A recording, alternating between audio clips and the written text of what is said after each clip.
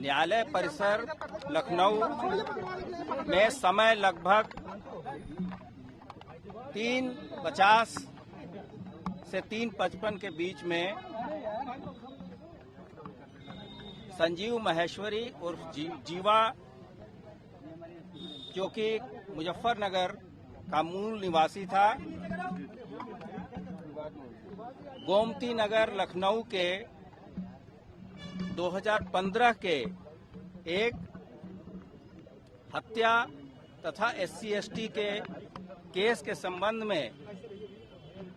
जो कि माननीय उच्च न्यायालय के आदेश से, जिसमें ट्रायल चल रहा था, उसकी पेशी हेतु जिला जेल लखनऊ से एक पुलिस स्क्वाड टीम के द्वारा लाया गया था। जैसे ही वो विशेष न्यायाधीश SC/ST कोर्ट में उसने 3:50 से 55 के बीच में गवाही के लिए एंटर करने का प्रयास किया, उस पे वकील के भेष में एक व्यक्ति ने फायर किया। उस फायरिंग के दौरान संजीव जीवा घायल हुआ तथा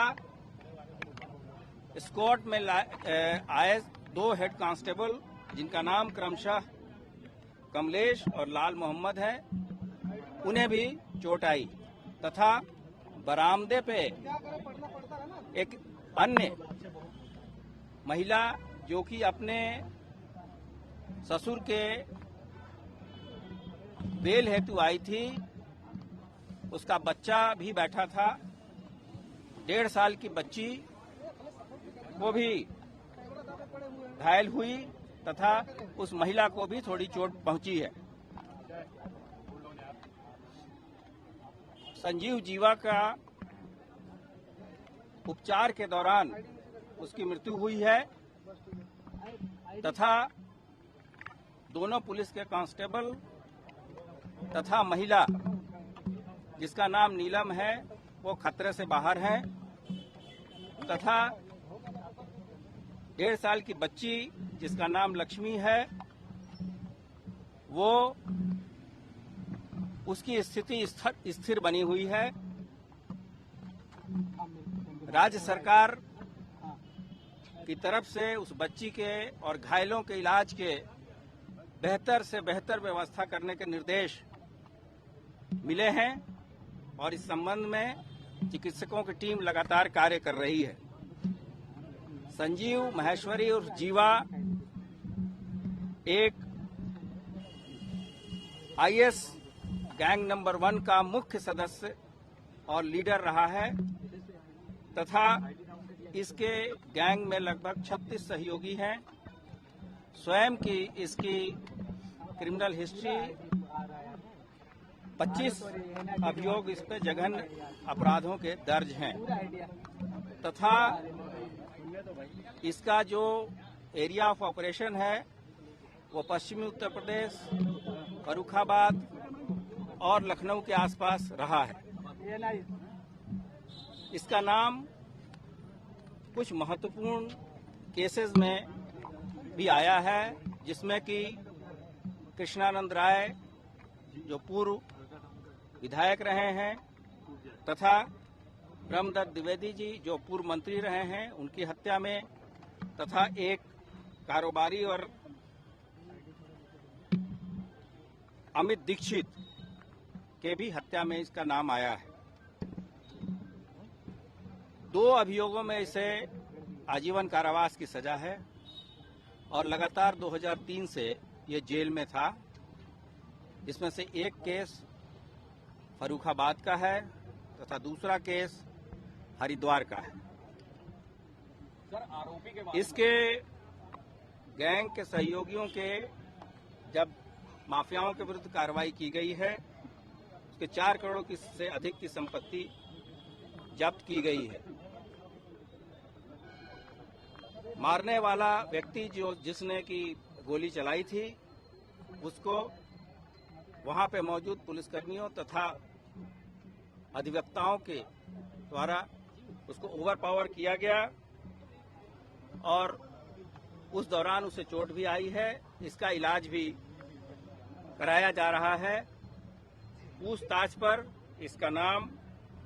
विजय यादव उर्फ आनंद यादव, जो कि गांव सुल्तानपुर, थाना किराकत, जौनपुर का रहने वाला पाया गया है। इस संबंध में जौनपुर पुलिस की टीम भी तहकीकात कर रही है। अभी तक के जानकारी के हिसाब से इस पे 2 आपराधिक मामले दर्ज हैं, जिसमें से कि एक अपहरण और पॉक्सो एक्ट का मुकदमा है। इस संबंध में ये जेल में भी रहा है। राज्य सरकार के द्वारा एक 3 सदस्यीय कमेटी का गठन किया गया है, जो कि इन चीजों को देखेगी कि जो व्यवस्था माननीय उच्च न्यायालय के आदेश से सभी कोर्ट की सुरक्षाओं के संबंध में दिए गए हैं, उसमें क्या लापरवाही हुई है तथा जो मैन पावर या जो उपकरण लगे थे उसमें क्या कमी थी।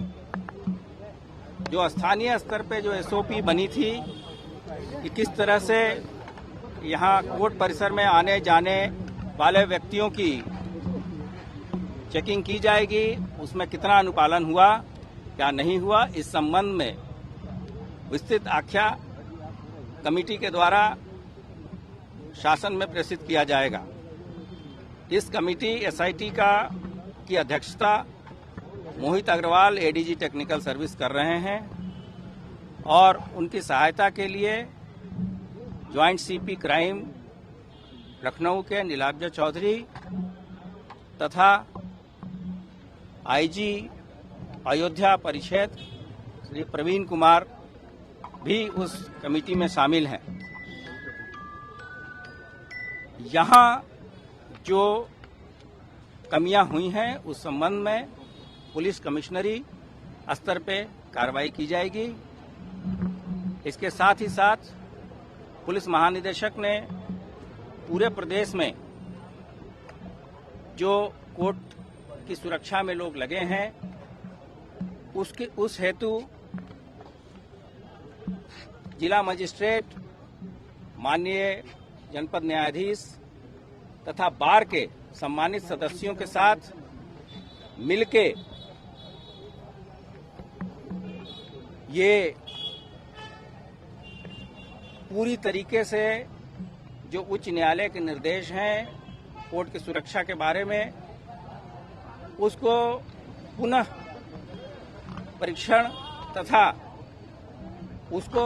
कड़ाई से लागू करने के निर्देश सभी जनपदों को दिए गए हैं तथा साथ साथ पुलिस कमिश्नरीज को भी दिए गए हैं तथा परिक्षेत्रीय तथा जोन के जो पुलिस मुखिया हैं उनको भी ये बताया गया है कि इन चीजों का पूरी तरीके से अनुपालन कराएं। सर क्या हत्या में